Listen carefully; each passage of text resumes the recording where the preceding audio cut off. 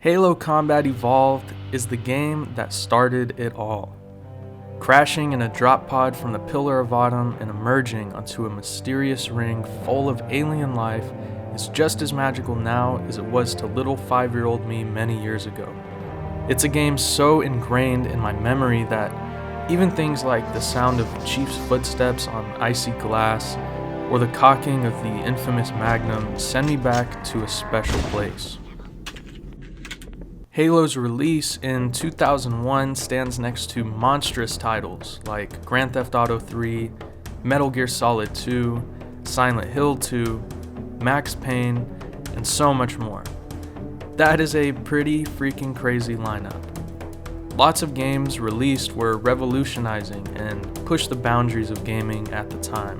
Now, with Halo came the Xbox, Microsoft's first dabble into making a gaming console. In order to avoid a rocky launch and compete with Sony's PlayStation 2 and Nintendo's GameCube, they needed to pull out the big guns and give everyone a reason to jump in. Going back in time a little to 1999, the company Bungie, founded by Alex Seropian and Jason Jones, announces they're working on Halo. At this time, Halo is intended to be a third-person shooter and release on Mac and Windows. The first glimpse comes at Macworld 99, where the man himself, Steve Jobs, pulls up his pants and calls for Jason Jones to introduce the game for the first time ever. Also, what is that font? Anyways, things are looking the same, but different. Same.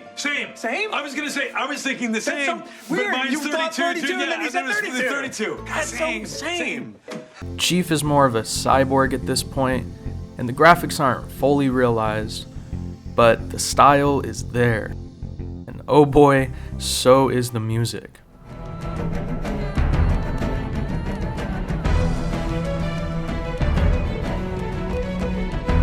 It's captivating, to say the least, and everyone is excited to see what the future holds for this mysterious game.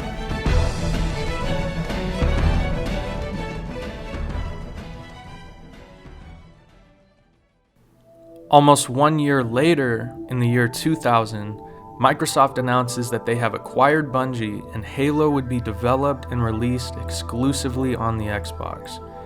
We get another look at that year's E3, where Halo is much, much closer to the one we all know. Chief is now Chief, although he sounds a little different. The drop zone is clear. I repeat, the drop zone is clear. Lots of stuff in this trailer would be cut before release, and some wouldn't reappear until Halo 2.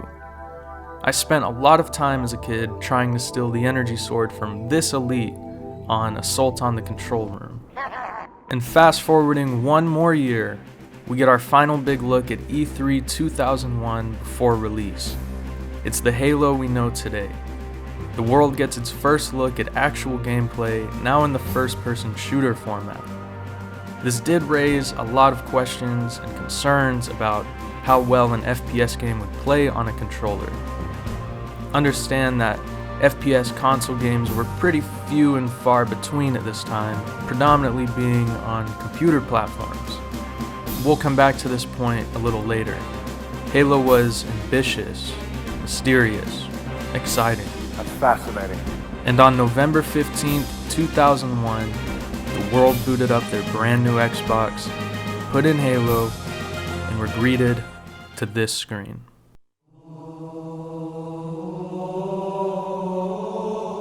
There are few things as timeless and, should I say, perfect as this right here.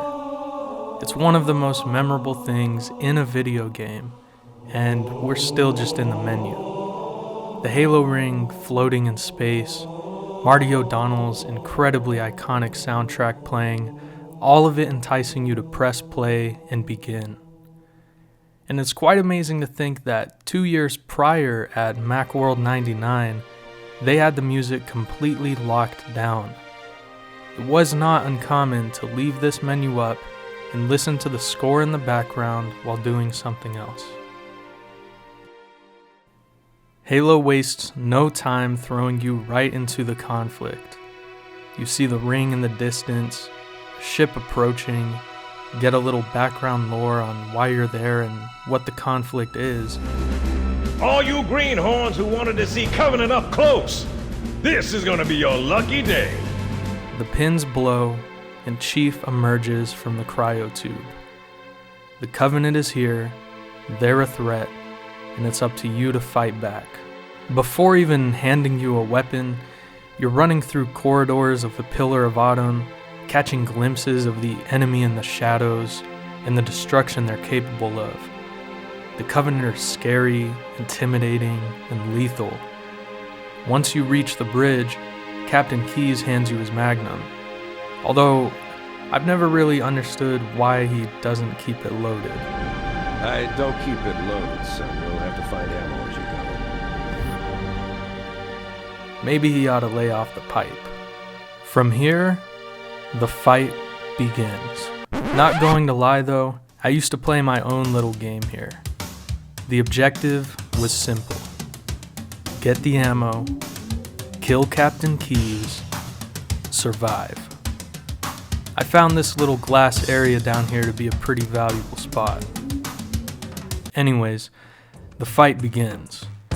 Before you know it, you're blasting elites and grunts away with your magnum and assault rifle, tossing grenades into clusters of enemies, powering up your overshield and charging them head on. This first level does a great job of introducing you to the combat and giving you a sense of urgency. Although eventually, you have to enter the abandoned air ducts. Little me was scared of this place. Walking through dark, tight corridors, accompanied by eerie music and the sound of explosions outside, with a few surprise grunts along the way. Yeah, not fun. So imagine what it was like to return during the Maw level, only this time, it's even worse.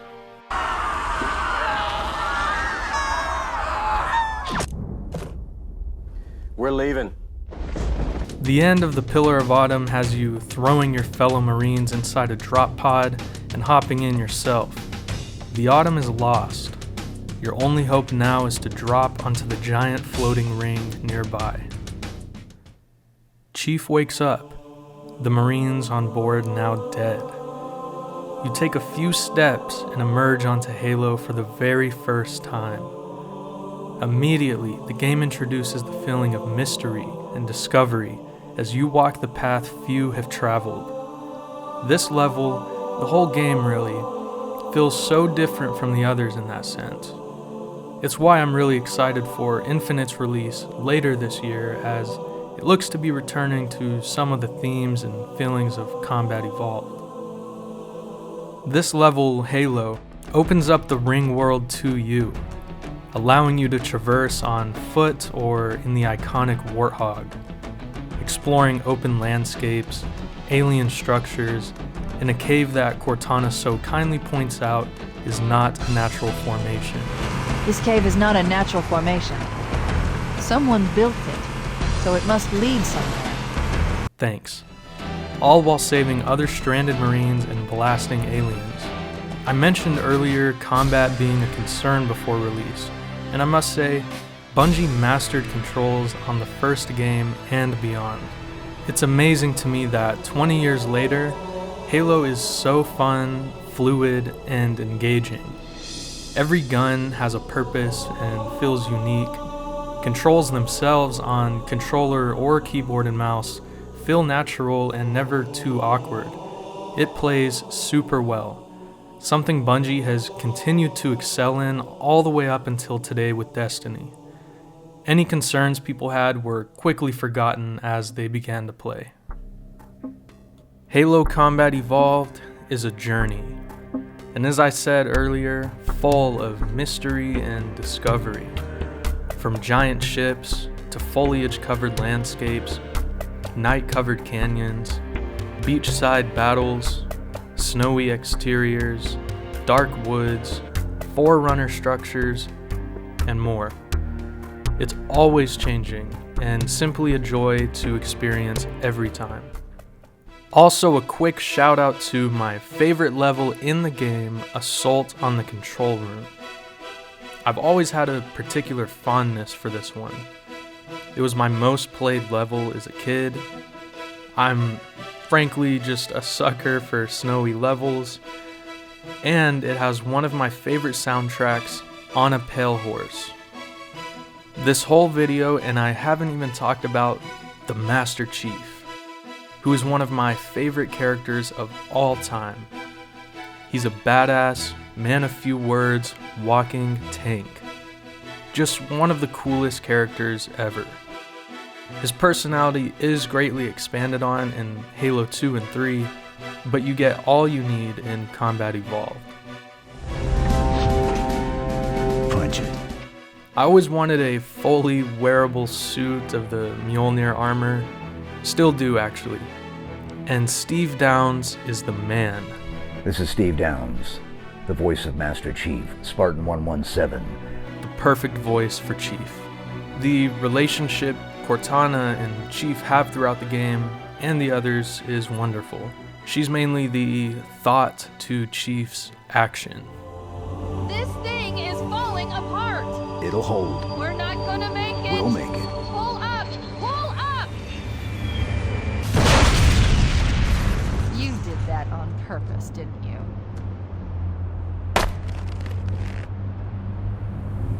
And how have we not talked about the music? Well, we have, but not enough.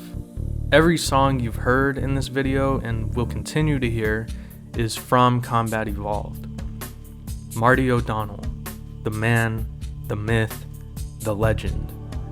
Halo would be half of what it is without the incredible soundtrack alongside it. It adds so much emotion to what you're playing and takes memorable moments and turns them into unforgettable ones. The best example of this is probably the beginning of The Silent Cartographer. This level is the quote-unquote iconic Halo level. Hopping out of the Pelican and storming the beach with Marines as the main theme of the game blasts around you. One of my favorite moments comes earlier in the level Halo, as you exit the cave and the Truth and Reconciliation Suite blares its horns and drums. So good. And of course, the final Warthog run.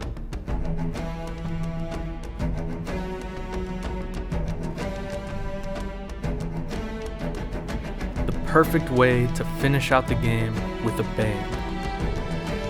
Not only does the soundtrack excel at elevating these awesome moments, but it fills the game with an ambiance like no other. And if we're gonna talk about the ambiance of Halo Combat Evolved, then it's time for us to talk about 343 Guilty Spark. And before I continue, I need to say that if you haven't played Combat Evolved or don't know what's about to happen, I highly encourage you to skip this part. Immediately upon starting this level, you know something is not quite right. The Covenant up until this point have been doing everything in their power to fight. Only now, they're running away. The music is foreboding, and the creepy, foggy, dark woods only complement it.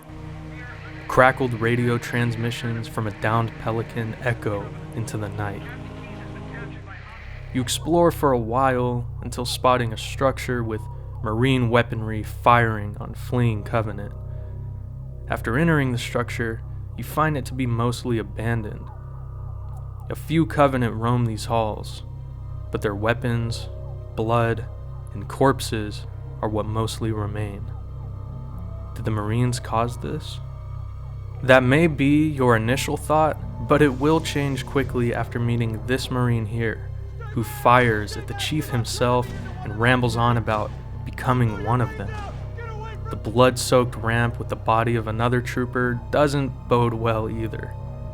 Halo has gone from an action-packed sci-fi shooter to a dread-filled horror game in the matter of minutes. Anticipation grows as you enter a room and discover footage of what went down here. Always have to listen to this old stuff, Sarge. Watch your mouth, son. This stuff is your history. Turns out your fellow Marines made contact with a never-before-seen alien species, the Flood. And within seconds of viewing the footage, doors around you begin to breach and the Flood comes pouring out. Overwhelmed by this new enemy, you must escape, now partaking in a fight between the Covenant, the Flood, and yourself. The surprise of this reveal is fantastic. The Flood are scary, somehow more alien than the Covenant, definitely more disturbing.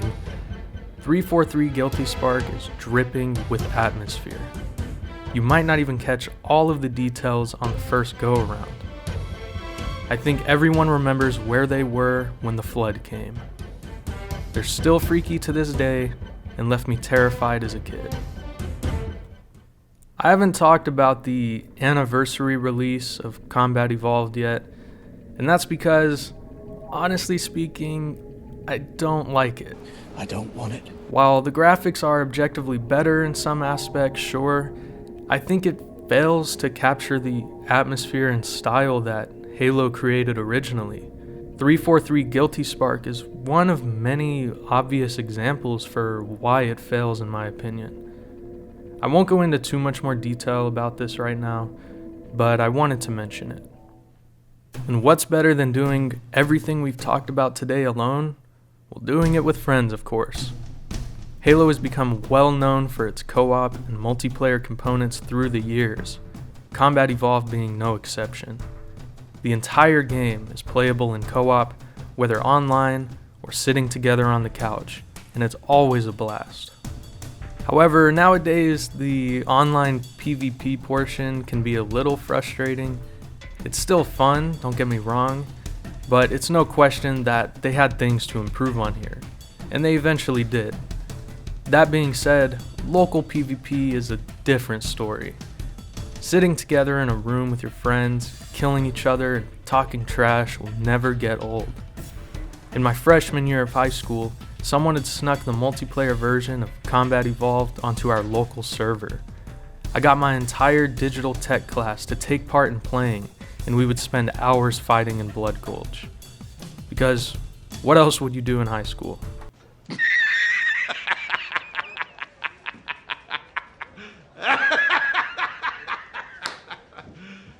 You serious? And not to brag or anything, but I was definitely better than all of them. Halo Combat Evolved is the game that started it all. It's what got me into gaming as a young kid, and sparked a love and appreciation that I've maintained all this time. Many memories have been created within it. There's so much more I could talk about. My love for this game and this franchise runs very deep, and it always will. But for now, I think I'm done. No, I think we're just getting started.